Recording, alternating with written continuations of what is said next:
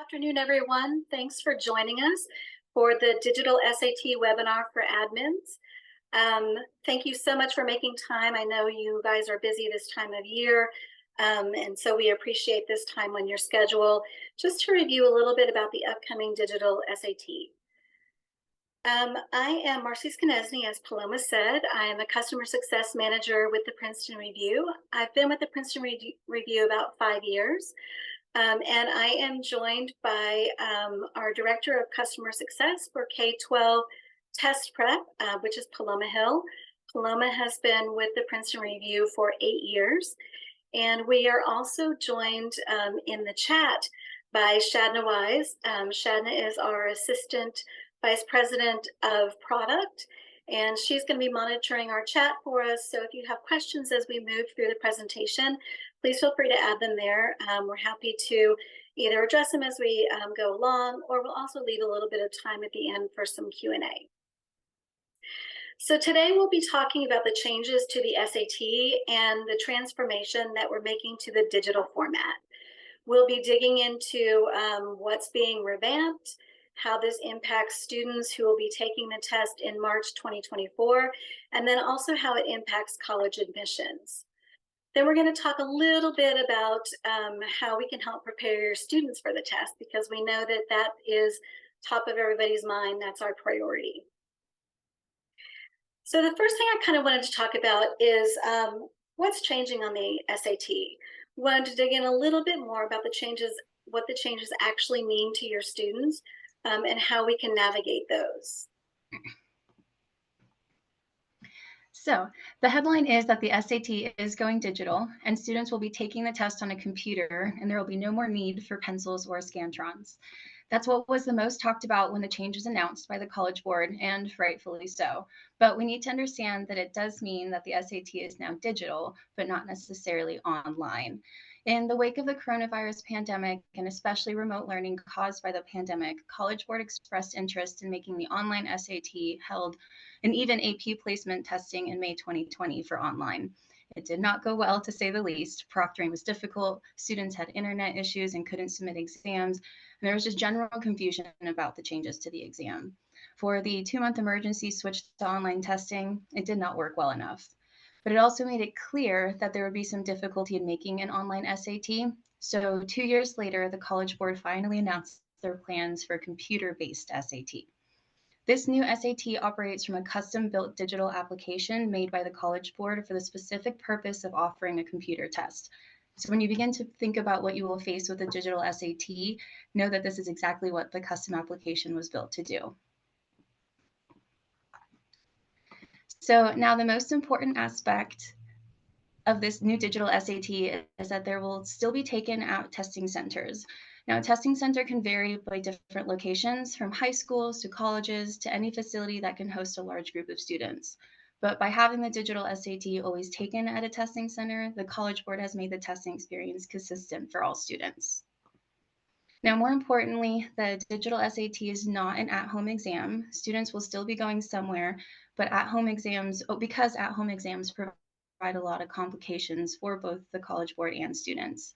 Not everyone has the same ability to find a quiet spot at home to take the exam, and proctoring students who are at home creates more administrative headaches. So by structuring the digital SAT as a test taken at a testing center, the College Board can increase their offerings for SAT school days. So over the last few years, schools, districts, and even entire states have begun offering the SAT during the school day for their students. This is done in collaboration with the College Board, and it's only offering the digital SAT at testing centers like schools, so SAT school days will continue to have the chance to expand. Now, the most important thing about only offering digital SAT at testing centers is that it will be still proctored in person. So when students take the SAT, someone will be monitoring them in the room. So if a student closes out the testing application, the proctor is supposed to see it. If a student needs help, the proctor will be there, and no matter what, someone can report back to the College Board. Now, we should also know how the digital SAT will function when we take it. So, the digital SAT is built to serve some specific purposes. The SAT could easily be put online. Online practices have been around for years, even from the College Board itself. Since 2020, graduate exams like the GRE, GMAT, and LSAT have offered students opportunities to take online tests at home. The College Board specifically did not want to make an online SAT. They wanted to create a custom-built digital exam application for a few key reasons.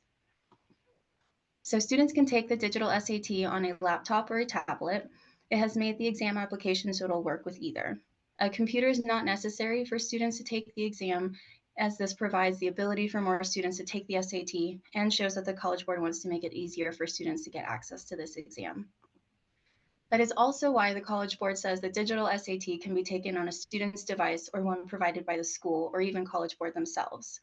College Board is allowing students to use a device that they are familiar with to make them more comfortable on testing day. But they're also making sure to not have a laptop or tablet does not prevent students from taking the test. Most importantly, and probably the best aspect for students, is that the digital SAT will not end if a student has internet issues. The College Board promises that they will receive scores from students even if the internet cuts out halfway through an exam. The digital SAT will keep going without internet access. So once a student starts the exam, they will be able to continue, and even if the student loses power on their device or the College Board is saying that they can simply plug it back in and pick up where they left off. But taking a test on a laptop or computer isn't the only way that the SAT is changing. So when students now sit down for the digital SAT, they will have two sections, a reading and writing and a math section. So this summer, the College Board revealed the exact specifications of each section. The reading and writing section will be divided into two modules, and each module will face a 25 operational question. Now I will also hand this off to Marcy. So there are some other big changes about the digital SAT. One of the biggest changes is that it's really a streamlined SAT. So instead of the 3-hour test that we've seen previously, the test is coming in right at 2 hours and 15 minutes. So significantly shorter. This is a huge change, especially for students, because the time that the students will be sitting in a testing site taking the exam is reduced by a third. Taking the SAT will take up much less time in a student's day, especially because of many of the administrative aspects will already be done ahead of time. This will also make the SAT school days a little less disruptive to school day schedules, hopefully, and reducing the test time is an unqualified win for students. Compared to a 3-hour test, the 2-hour and 15-minute test will have shorter sections, fewer overall questions, and reduce testing fatigue, which is huge for students. These are all immense challenges that are less daunting on this new SAT. At the Princeton Review, our SAT prep programs are based on full-length practice tests. And a key reason for that is because we know that students often struggle with just making it through every question and maintaining focus for 3 solid hours. So a shorter test helps with that particular testing challenge. If not given the proper context, people could conclude that the test is easier because it is shorter. That isn't the case. Having just one reading passage per question and then the elimination of the experimental section is the biggest reason that the test is shorter.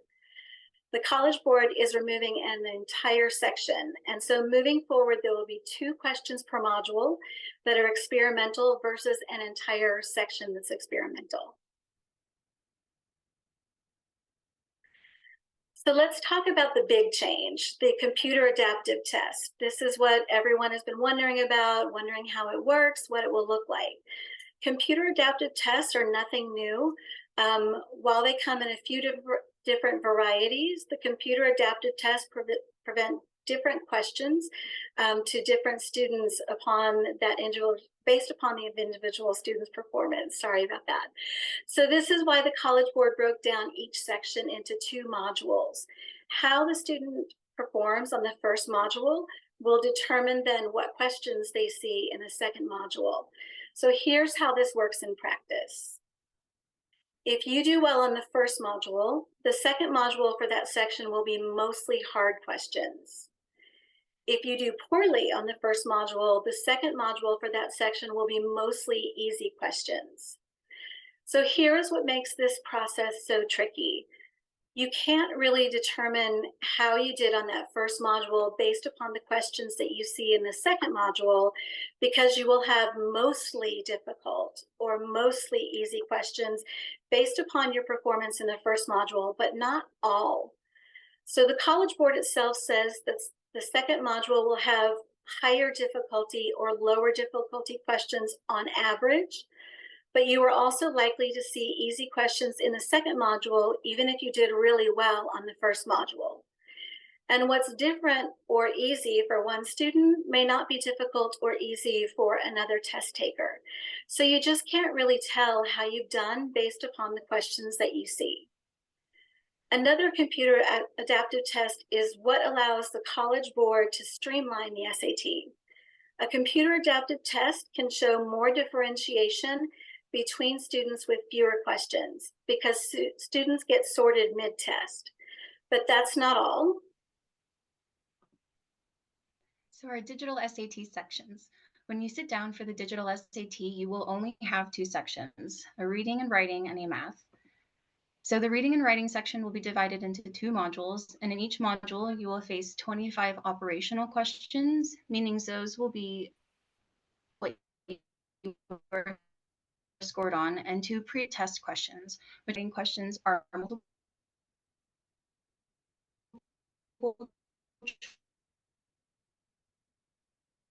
choice with every question having 1 short passage.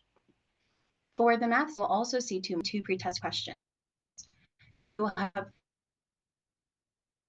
35 minutes to answer every one of choice and 25% student-produced response. It isn't known which question will be a pre-test, so we don't assume that it's the first 2 or the last 2 divided into modules. And why wouldn't we just take one 64-minute 50-question reading and writing section and one 7-minute 40-question math section?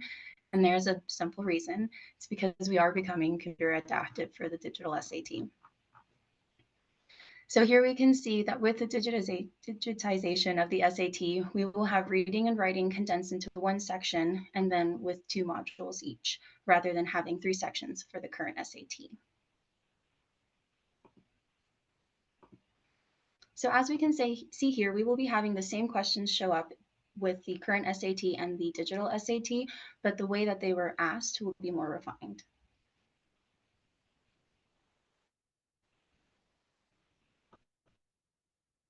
So let's go over an overview of the digital SAT rollout and see what that might look like. So if you are seeing the slide I'm seeing, you can get an overview of the rollout.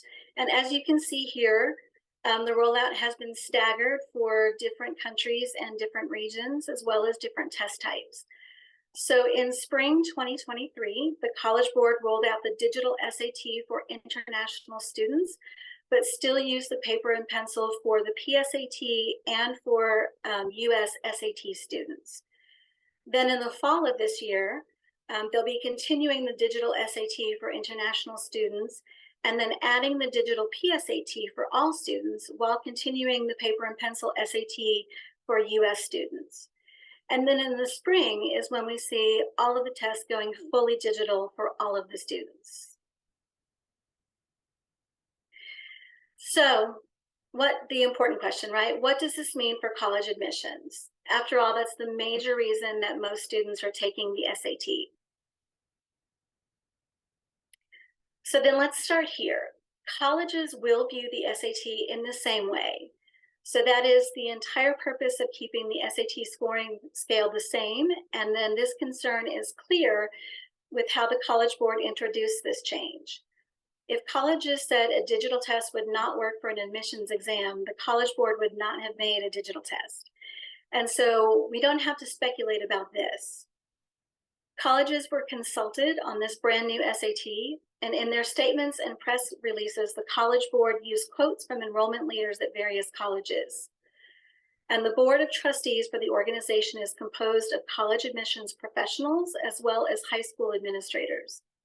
The College Board would never make this change, a change this significant, without talking directly to the educational leaders and taking their feedback into consideration.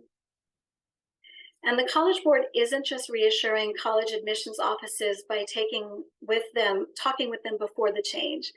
The College Board has confirmed outgoing validity studies on their SAT scores.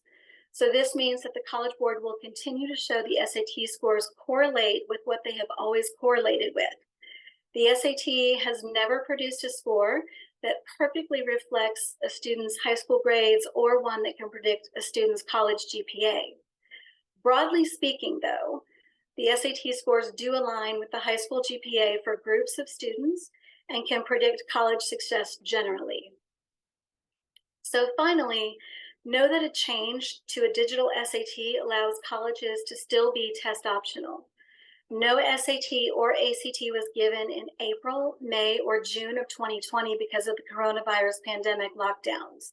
So in response, almost all four-year colleges adopted a test optional admissions policy. Some were permanent, some were temporary, but most of those temporary policies keep getting extended. So now colleges can continue with test optional policies and tell students to submit a score if they think it helps their application as everyone adjusts to the digital SAT. So this way, the college's approach test scores can remain exactly the same as everyone gets used to the digital SAT. So while the format's changing, no change to the way that the admissions offices will see the tests.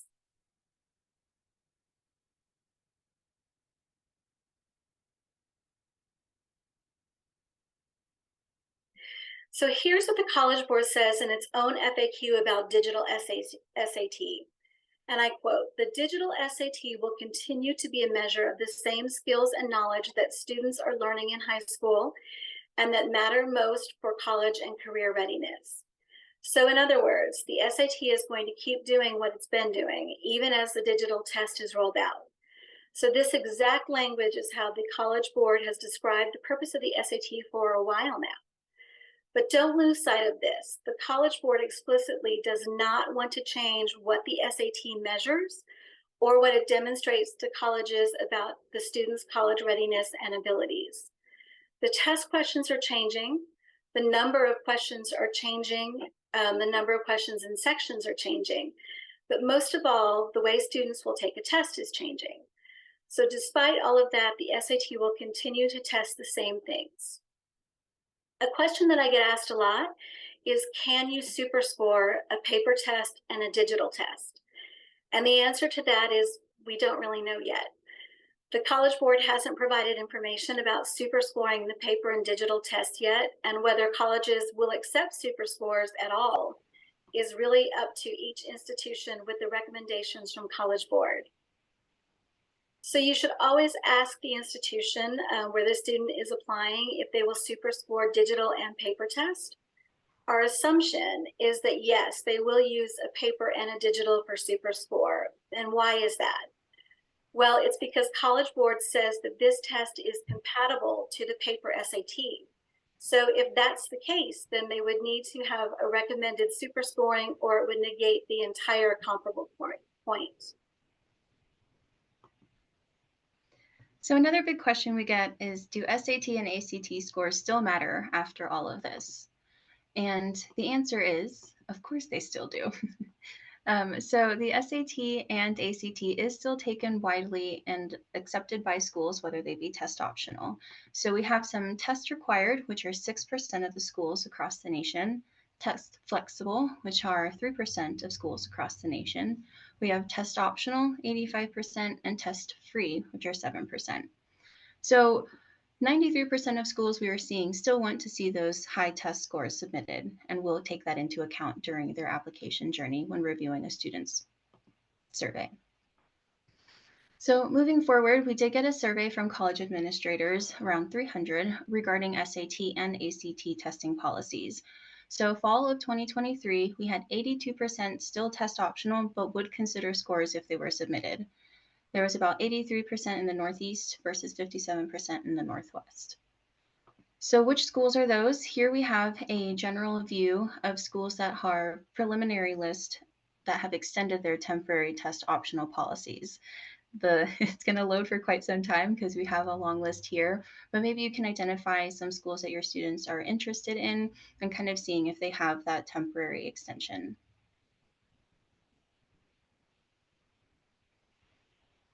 Still have 2 more rows. So as you can see here, we have a lot of state schools. We have some of our Ivy Leagues as well. So those are interesting things to consider whenever your students are looking for their college admission journey.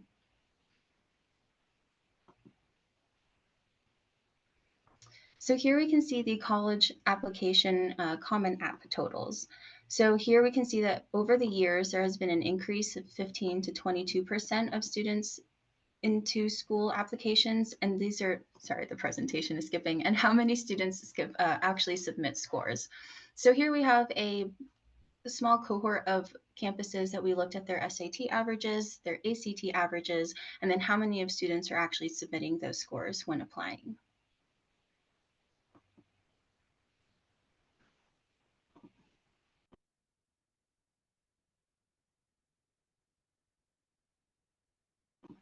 So moving forward, we will chat about how we can support you here at the Princeton Review. Marcy will lead us through the next couple of steps, kind of going over what we've done for the digital SAT and how we are adapting to support your student needs. So what is most important to us at the Princeton Review, and I'm sure what's most important to you, is how we support our students in being successful in this very specific test, right? So even though it's moving to a digital format, some of the ways that we'll be supporting students will be familiar to you. So some of the new strategies for success in the digital SAT are going to be a little bit unique.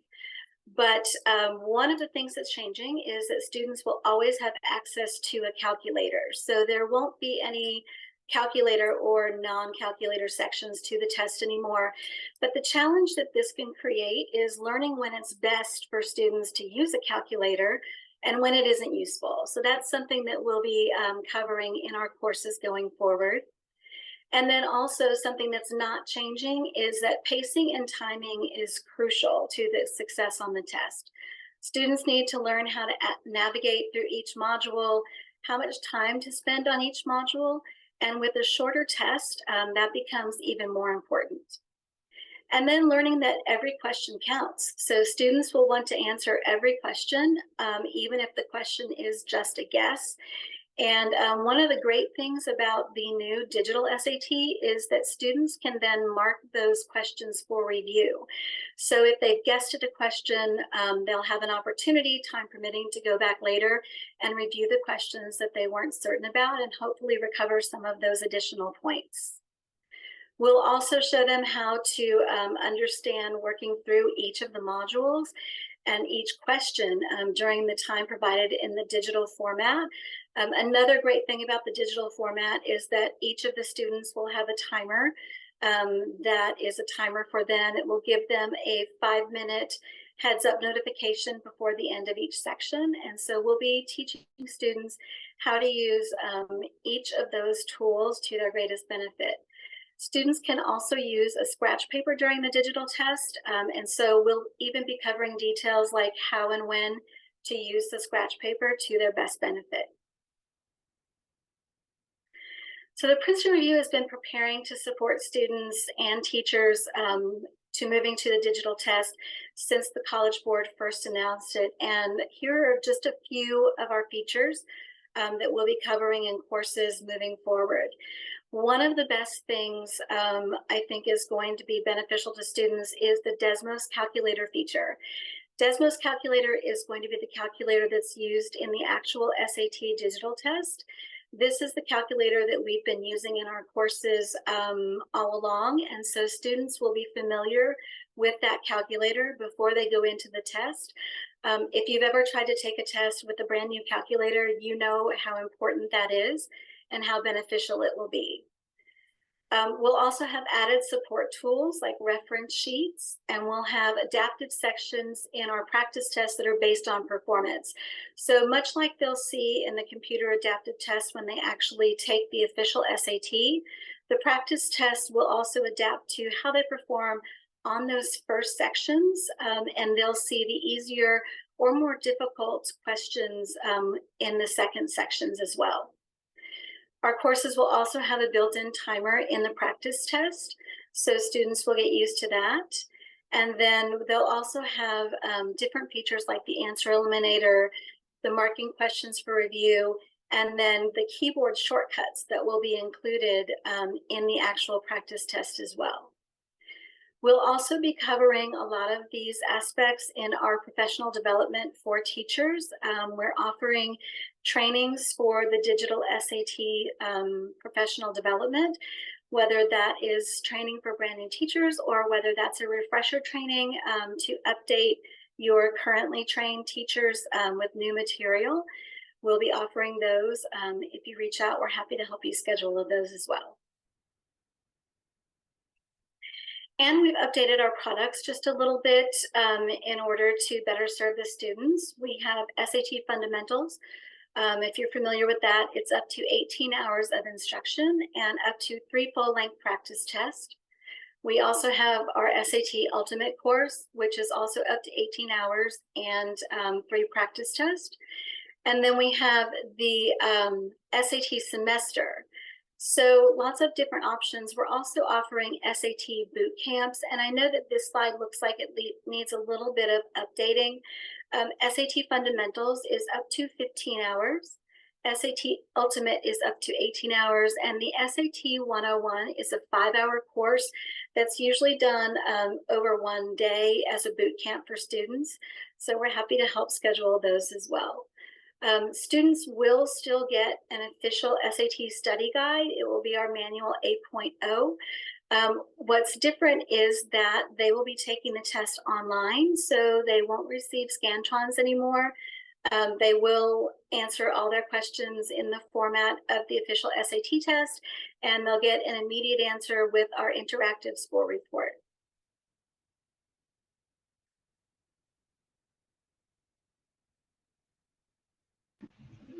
Thank you, Marcy. So at this time, we are happy to take any questions. These are ways in which we can help your students navigate the digital SAT and get into their dream colleges. We are here at any time to answer any questions. Our next slide will have our contact information. And I did also want to mention that we have a digital PSAT webinar that will be student focused, also kind of looking at some strategies, but also reviewing how the changes are coming to the PSAT. And that'll be on Wednesday, the 13th. So the day after tomorrow, roughly around the same time. If you haven't gotten an invite for that, please feel free to reach out to either Marcy or myself. I'll put our contact information on the next slide, but we are open to any questions that you all may have. And thank you, Shadna, for being so great in the chat as well. So just a couple of questions coming in from the chat. Who do we contact for professional development training? If you will reach out to me directly, I'm happy to help you with that. I can put you in touch with the right members of our team to help you get that started for you. Just taking a second here just to calculators for all. Yes, just to look at the chat, see if there are any more questions that we might have missed. If you do have questions at this point, you can feel free to add them to the chat if you would like. Or you're welcome to always reach out to Paloma and I. We are always happy to help. Question coming in, will this training video be sent to those of us who registered for this section to refer to later? Yes, we will send out recordings of the session. You're welcome to share that with any colleagues, but if you've registered for the webinar, you'll automatically receive the recording as well. So, Mr. Wilson, I'm not understanding the question, how difficult to be, I think it might have gotten cut off the end. An SAT site. It seems that was the end of that question. Got you. So to register as an SAT site, you would need to get in contact with the College Board. The Princeton Review doesn't actually have any connection with the official SAT test. Our connection is just in helping your students be the best prepared that they can be for the test. So for any questions about being an SAT site or scheduling official tests, if you would reach out to the College Board, they'd be happy to answer those for you. And will we have early copies of Manual 8? Copies of Manual 8 are actually available now. And we'll be shipping those for any new classes that are preparing for the digital SAT. Okay, well, we'll go ahead and wrap up. Again, if you do have any questions that you think of after we jump off this webinar, please feel free to reach out to Paloma, reach out to me anytime. We're always happy to help out with any questions that you might have. And in the meantime, we wish your students all of the best on their SATs, and we're looking forward to supporting you in supporting them to be successful on those tests. Thank you so much for all you do. I hope you all have a great rest of your day, and we look forward to hopefully seeing you on Wednesday.